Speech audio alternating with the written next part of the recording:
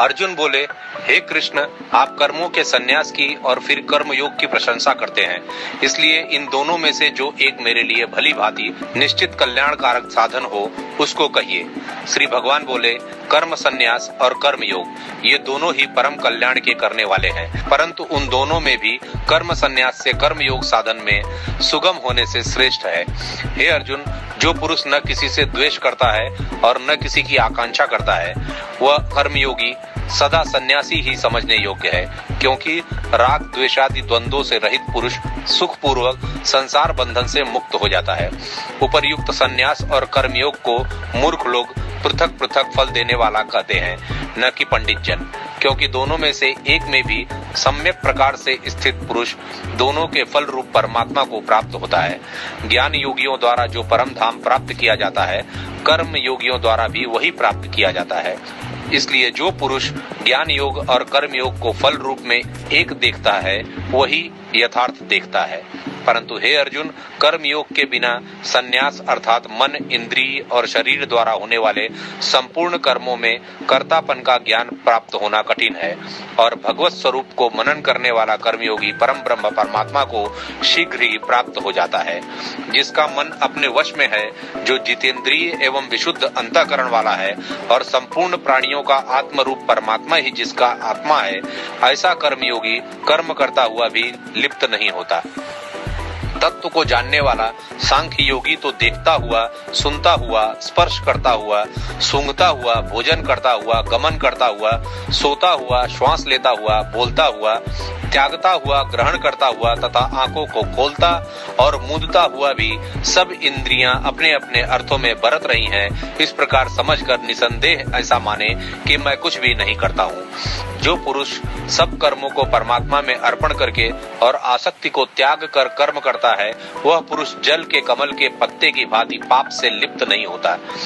कर्म योगी ममत्व बुद्धि रहित केवल इंद्रिय, मन, बुद्धि और शरीर द्वारा भी आसक्ति को त्याग कर अंतःकरण की शुद्धि के लिए कर्म करते हैं। कर्मयोगी कर्म के फल का त्याग करके भगवत प्राप्ति रूप शांति को प्राप्त होता है, और सकाम पुरुष कामना की प्रेरणा से फल में आसक्त होकर बंधता है।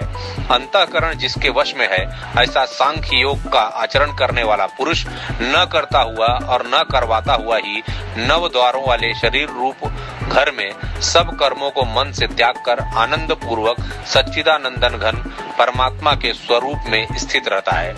परमेश्वर मनुष्य के न तो कर्तापन की, न कर्मों की और न कर्म फल के संयोग की ही रचना करते हैं, किंतु स्वभाव ही बरत रहा है। सर्वव्यापी परमेश्वर भी न किसी के कर्म को और न किसी के शुभ कर्म को ही ग्रहण करता है, किंतु अज्ञान के द्वारा ज्ञान ढका हुआ है, उसी से सब अज्ञानी पुरुष मोहित हो रहे हैं। परंतु जिनका वह अज्ञान परमात्मा के तत्व ज्ञान द्वारा नष्ट कर दिया गया है, उनका वह ज्ञान सूर्य के सदृश उस सच्चिदानंदन घन परमात्मा को प्रकाशित कर देता है। जिनका मन तद्रूप हो रहा है, जिनकी बुद्धि तद्रूप हो रही है और सच्चिदानंदन घन परमात्मा में ही जिनकी निरंतर एक ही भाव से स्थिति है, ऐसे तत्परायण पुरुष ज्ञान के द्वारा पाप रहित होकर अपुनरावृत्ति को अर्थात परम गति को प्राप्त होते हैं। वे ज्ञानी जन विद्या और विनय युक्त ब्राह्मण में तथा गौ, हाथी, कुत्ते और चांडाल में भी समदर्शी ही होते हैं। जिनका मन समभाव में स्थित है, उनके द्वारा इस जीवित अवस्था में ही संपूर्ण संसार जीत लिया गया है, क्योंकि सच्चिदानंदन घन परमात्मा निर्दोष और सम है, इससे सच्चिदानंद घन परमात्मा में ही स्थित है। जो पुरुष प्रिय को प्राप्त होकर हर्षित नहीं हो और अप्रिय को प्राप्त होकर उद्विग्न न हो, वह स्थिर बुद्धि संशय रहित ब्रह्मवेत्ता पुरुष सच्चिदानंद घन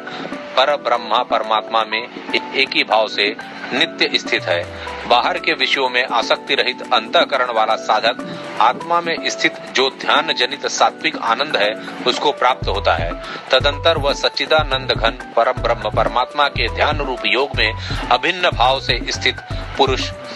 अक्षय आनंद का अनुभव करता है। जो ये इंद्रिय तथा विषयों के संयोग से उत्पन्न होने वाले सब भोग हैं, यद्यपि विषयी पुरुषों को सुख रूप भासते हैं, तो भी दुख के ही हेतु हैं और आदि अनंत वाले अर्थात अनित्य हैं। इसलिए हे अर्जुन, बुद्धिमान विवेकी पुरुष उनमें नहीं रमता। जो साधक इस मनुष्य शरीर में शरीर का नाश होने से पहले पहले ही काम क्रोध से उत्पन्न होने वाले वेग को सहन करने में समर्थ हो जाता है, वही पुरुष योगी है और वही सुखी है। जो पुरुष अंतरात्मा में ही सुख वाला है, आत्मा में ही रमण करने वाला है तथा जो आत्मा में ही ज्ञान वाला है, वह सच्चिदानंद घन पर ब्रह्मा परमात्मा के साथ एक ही भाव को प्राप्त सांख्य योगी शांत ब्रह्म को प्राप्त होता है।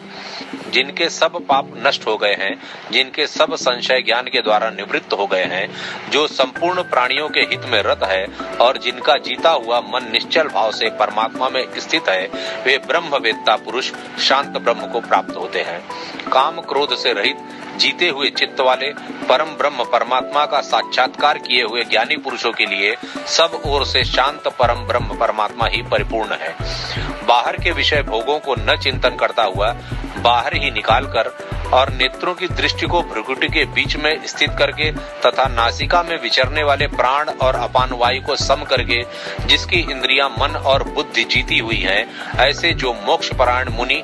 इच्छा भय और क्रोध से रहित हो गया है, वह सदा मुक्त ही है। मेरा भक्त मुझको सब यज्ञ और तपो का भोगने वाला, संपूर्ण लोकों के ईश्वरों का भी ईश्वर तथा संपूर्ण भूत प्राणियों का सुहृदय अर्थात स्वार्थ रहित दयालु और प्रेमी, ऐसा तत्व से जानकर शांति को प्राप्त होता है।